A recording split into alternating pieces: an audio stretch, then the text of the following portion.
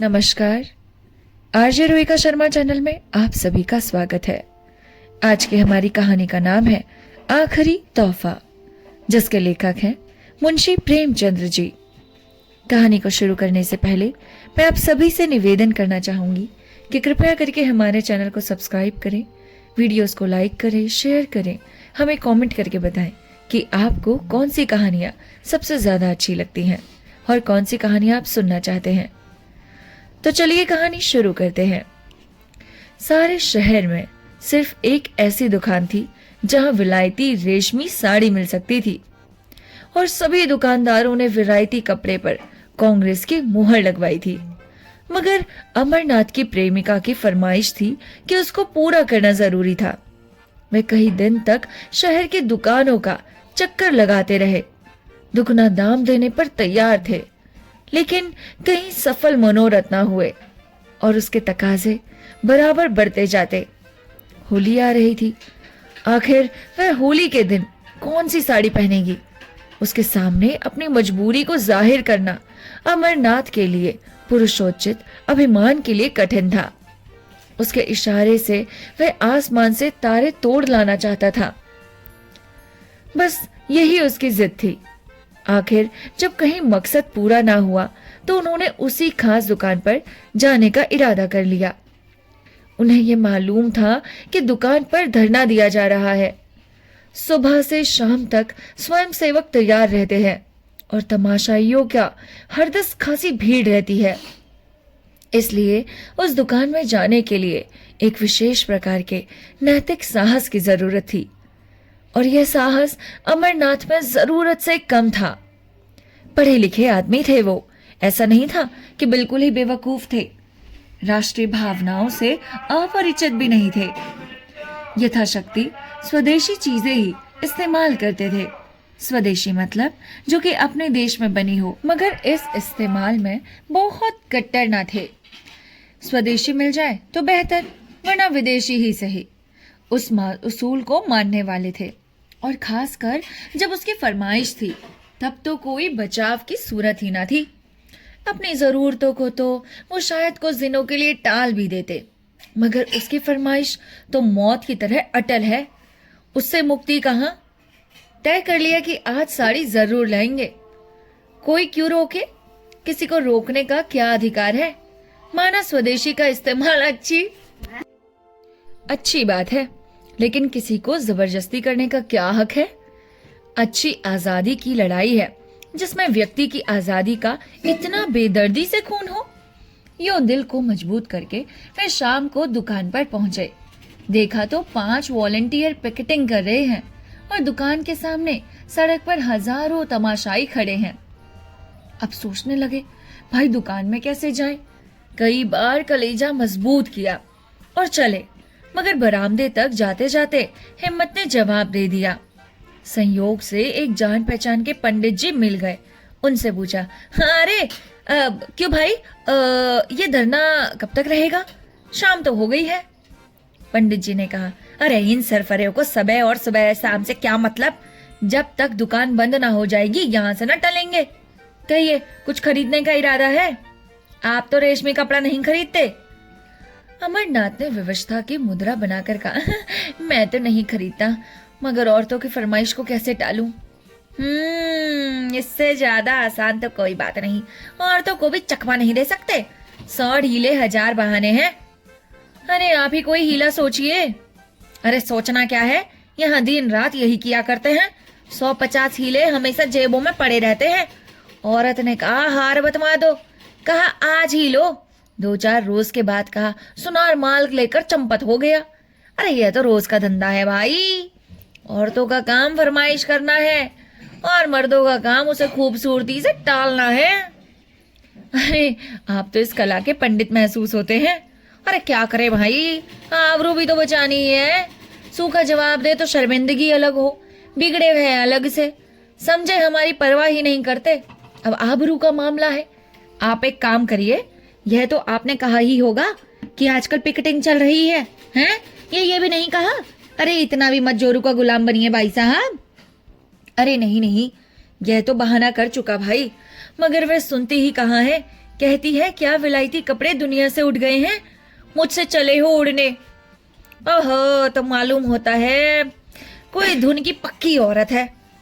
अच्छा तो मैं एक तरकीब बताऊं, एक खाली कार्ड का बक्स ले लो, उसमें पुराने कपड़े जलाकर भर लो, जाकर कह देना मैं कपड़े लिए आया था, वॉलंटियरों ने छीन कर जला दिए। क्यों, कैसी रहेगी? कुछ जचती नहीं। अजी 20 एतराज करेंगी, कहीं पर्दाफाश हो जाए तो मुफ्त की शर्मिंदगी उठानी पड़ेगी। अरे रे, तो मालूम हो गया आप बौद्धे आदमी हैं, और हैं भी आप कुछ ऐसे ही। यहाँ तो कुछ शान से हिले किया करते हैं, कुछ सच्चाई भी उनके आगे धूल हो जाए। अरे जिंदगी यही बहाने करती गुजरी और पकड़े भी ना गए हम तो। अच्छा सुनिए, एक बात इधर आई है, एक और तरकीब है। इसी नमूने का देशी माल ले जाइए, कह दीजिए विलायती है। देसी और विलायत की पहचान उन्हें मुझसे और आपसे कहीं ज्यादा है। विलायती पर तो जल्द विलायती का यकीन आएगा नहीं, देसी की तो बात ही क्या है। एक खद्दर पोश वहां से पास ही खड़े ये बातचीत सुन रहे थे। बोल उठे, ए साहब, सीधी सी बात तो ये है, जाकर साफ कह दीजिए कि मैं विदेशी कपड़े ना लाऊंगा। अगर जिद करे तो दिन भर खाना ना खाइए, आप सीधे रास्ते पर आ जाएगी। हाँ। अमरनाथ ने उनकी तरफ कुछ ऐसी निगाहों से देखा जो कह रही थी आप इस कूचे को तो नहीं जानते, और बोले, अरे ये तो आप ही कर सकते हैं, मैं नहीं कर सकता, मुझे माफ कर दीजिए, बिना खाने के तो मेरा दिमाग भी नहीं चलता। खद्दरपोश ने कहा, अरे कर तो आप भी सकते हैं, लेकिन करना नहीं चाहते। यहाँ तो उन लोगों में से है कि अगर विदेशी दुआ से मुक्ति भी मिलती हो तो उसे ठुकरा दे। अमरनाथ ने कहा, तो शायद आप घर में पिकेटिंग करते होंगे। खद्दरपोश, अरे पहले घर में करके तब बाहर आते हैं साहब। खद्दरपोश साहब चले गए तो पंडित जी बोले, यह माशा तो 30वां खान से भी तेज निकला। अच्छा तो एक काम कीजिए, इस दुकान के पिछवाड़े में एक दूसरा दरवाजा है, जरा अंधेरा हो जाए तो उधर चल लीजिएगा, बाएं दाएं किसी की तरफ ना देखिएगा। अमरनाथ ने पंडित जी को धन्यवाद दिया। अरे बहुत बहुत धन्यवाद पंडित जी। और जब अंधेरा हो गया तो दुकान के पिछवाड़े की तरफ जा पहुंचे। डर रहे थे कहीं यहाँ भी घना अंधेरा ना हो, लेकिन मैदान खाली था। लपक कर अंदर गए, एक ऊंचे दामों की साड़ी खरीदी और बाहर निकले तो एक देवी जी केसरिया साड़ी पहने खड़ी थी। उनको देखकर इनकी रूह फना हो गई। दरवाजे के बाहर पांव रखने की हिम्मत ना हुई। एक तरफ देखकर तेजी से निकल पड़े और कई 100 कदम भागते हुए चले गए। क्रम का लिखा सामने से एक बुढ़िया लाठी टेकती चली आ रही थी। आप उनसे लड़ गए, बुढ़िया गिर गई और लगी कोसने, अरे अब भागे, ये जवानी बहुत दिन न रहेगी, आंखों में चर्बी आ गई है? धक्का देते चलता है, भगवान तेरा भला न करे। अमरनाथ उसकी खुशामद करने लगा, माफ कीजिए, माफ कीजिए, मुझे रात को कुछ कम दिखाई देता है, प्लीज मुझे माफ कर दीजिए, ऐनक घर भूल आया हूँ। बुढ़िया का मिजाज ठंडा हुआ। आए बड़े जवान खून वाले, इतना भी नहीं दिखता। आगे बढ़ी और आप भी चले। एकाएक कानों में आवाज आई, बाबू साहब जरा ठहरिएगा। और वही केसरिया कपड़ों वाली देवी जी आती हुई दिखाई दी। अमरनाथ के पांव बंध गए। इस तरह कलेजा मजबूत करके वो खड़े हो गए जैसे कोई स्कूली लड़का मास्टर की बेंच के सामने खड़ा हो जाता है। देवी जी ने पास आकर कहा, आप तो ऐसे भागे जाते हैं जैसे मैं आपको काट काट कर आपकी बोटियां नोच कर खा जाऊंगी। आप जब पढ़े लिखे आदमी होकर अपना धर्म नहीं समझते तो दुख होता है। देश की क्या हालत है, लोगों को खद्दर नहीं मिलता और आप रेशमी साड़ियां खरीद रहे हैं। शर्म कीजिए बाबू साहिब। अमरनाथ ने लज्जित होकर कहा, मैं सच कहता हूँ देवी जी, मैंने अपने लिए नहीं खरीदी। मतलब मेरा मतलब है कि मैं नहीं पहनूंगा। अरे मैं क्या कह रहा हूँ, एक साहब की फरमाइश थी। देवी जी ने झोली में से एक चूड़ी निकालकर उनकी तरफ बढ़ाते हुए कहा, ऐसे होल रोज ही सुना करती हूँ, या तो आप इसे वापस कर दीजिए या लाइए मैं आपके हाथों में चूड़ी पहना दूं। अमरनाथ, शौक से पहना दीजिए, मैं उसे बड़े गर्व से पहन लूंगा। चूड़ियां उस बलिदान का चिन्ह है जो देवियों के जीवन की विशेषता है। चूड़ियां उन देवियों के हाथ में थी जिनके नाम सुनकर आज भी हम आदर से सर झुकाते हैं। मैं तो उसे शर्म की बात नहीं समझता। आप अगर कोई और चीज पहनाना चाहे तो वह भी शौक से पहना दीजिए। नारी पूजा की वस्तु है, उपेक्षा की नहीं। अगर स्त्री जो कौम को पैदा करती है चूड़ी पहनना उसके लिए गौरव की बात समझती है, तो मर्दों के लिए चूड़ी पहनाना क्यों शर्म की बात हो? क्या आपको ये लगता है कि औरत होना एक लज्जा का टॉपिक है? देवी जी को उनकी उस निर्लज्जता पर आश्चर्य हुआ, मगर वह इतनी आसानी से अमरनाथ को छोड़ने वाली ना थी। बोली, वाह, आप तो बातों के शेर मालूम होते हैं। अगर आप हृदय से स्त्री को पूजा की वस्तु मानते हैं तो मेरी यह विनती क्यों नहीं मान जाते? अमरनाथ, इसलिए क्योंकि यह साड़ी भी एक स्त्री की फरमाइश है। अच्छा चलिए, मैं आपके साथ चलूंगी, जरा देखूं आपकी देवी जी किस स्वभाव की स्त्री है। अमरनाथ का दिल बैठ गया। बेचारा अभी तक बिन ब्याहा था, इसलिए नहीं कि उसकी शादी ना होती थी, बल्कि इसलिए कि शादी को वह एक आजीवन कारावास समझता था। मगर वह आदमी रसिक स्वभाव के थे, शादी से अलग रहकर भी शादी के मजों से अपरिचित न थे। किसी ऐसे प्राणी की जरूरत उनके लिए अनिवार्य थी जिस पर वह अपने प्रेम को समर्पित कर सके, जिसकी तरावट से वह अपनी रूखी सूखी जिंदगी को तरोताजा कर सके, जिसके प्रेम की छाया में वह जरा देर के लिए ठंडक पा सके, जिसके दिल में वह अपनी उमड़ी हुई जवानी की भावनाओं को बिखेर कर उग न सके। उनकी नजर को मालती को चुना था, जिसकी शहर में घूम थी। इधर 1.5-2 साल पहले इसी खलिहान में दाना चुना करते थे। देवी जी के आग्रह ने उन्हें थोड़ी देर के लिए उलझन में डाल दिया। ऐसी शर्मिंदगी उन्हें जिंदगी में कभी ना हुई थी। बोले, आज तो एक न्योते में गई है, घर में ना होंगी। देवी जी ने अविश्वास से हंसकर कहा, मैं तो यह समझ रही थी कि आपकी देवी जी का कोई कसूर नहीं, आपका कसूर है। अमरनाथ ने लज्जित होकर कहा, अरे मैं आपसे सच कहता हूँ, आज वे घर पर नहीं है। अच्छा ठीक है, कल आ जाएंगी? हाँ, कल आ जाएंगी कल। तो आप ये साड़ी मुझे दे दीजिए और कल यहीं आ जाइएगा, मैं आपके साथ चलूंगी। मेरे साथ 2-4 बहनें और होंगी। अमरनाथ ने बिना किसी आपत्ति के वह साड़ी देवी जी को दे दी और बोले, बहुत अच्छा, मैं कल आ जाऊंगा। मगर क्या आपको मुझ पर विश्वास नहीं है? जो साड़ी की जमानत जरूरी है। देवी जी ने मुस्कुराकर कहा, सच्ची बात तो यह है कि मुझे आप पर विश्वास नहीं। अमरनाथ ने स्वाभिमान पूर्वक कहा, अच्छी बात है, आप इसे ले जाइए। देवी ने क्षण भर बाद कहा, शायद आपको बुरा लग रहा हो, कहीं साड़ी गुम ना हो जाए, इसे आप लेते जाइए, मगर हाँ, कल आइएगा जरूर। अमरनाथ स्वाभिमान के मारे बगैर कुछ कहे घर की तरफ चल दिए। देवी जी लेते जाइए करती रह गई।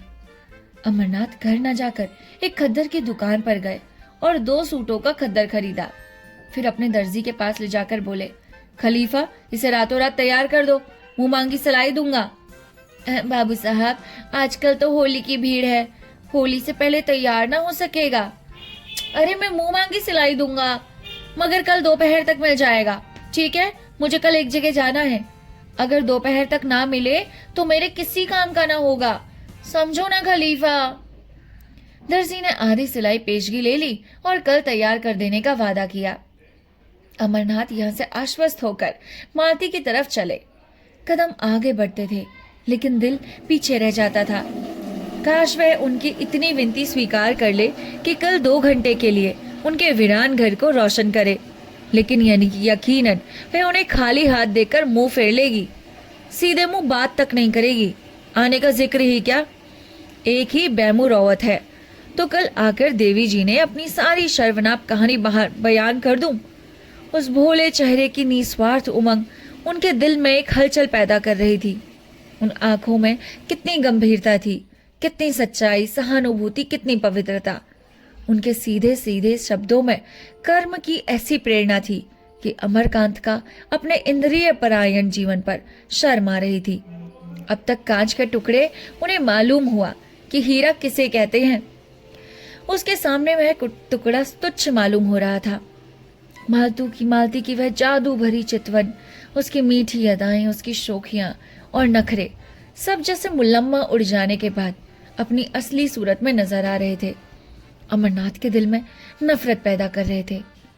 वह मालती की तरफ जा रहे थे, उसके दर्शन के लिए नहीं, बल्कि उसके हाथों से अपना दिल छीन लेने के लिए।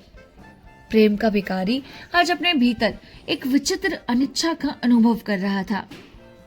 उसे आश्चर्य हो रहा था कि अब तक वह क्यों इतना बेखबर था। वह तिल्लिस्म जो मालती ने वर्षों से नाज नखरे हाव भाव से बांधा था, आज किसी छू मंतर से तार तार हो गया। मालती ने उन्हें खाली हाथ देखकर त्योरियां चढ़ाते हुए कहा, साड़ी लाई या नहीं? अरे बड़े ही कंजूस किस्म के आदमी मालूम होते हो। अमरनाथ ने उदासीनता के साथ जवाब दिया, नहीं। मालती ने आश्चर्य से उनकी तरफ देखा। नहीं? वह उनके मुंह से ये शब्द सुनने की आदी न थी। यहाँ उसने संपूर्ण समर्पण पाया था। उसका इशारा अमरनाथ के लिए भाग्य लिपि के समान था। बोली, क्यों भाई? क्यों नहीं? नहीं लाए तो नहीं लाए। अरे बाजार में मिली ना होगी, तुम्हें क्या मिलने लगी हो? और क्यों ही मिलेगी, और वो भी मेरे लिए? अरे नहीं साहब, मिली मगर लाया नहीं। वाह, आखिर क्या वजह थी? अरे रुपए मुझसे ले जाते। तुम खामखा जलाती हो, तुम्हारे लिए जान देने को मैं हाजिर रहा। तो शायद तुम्हें रुपए जान से भी ज्यादा प्यारे हों। तुम मुझे बैठने दोगी या नहीं?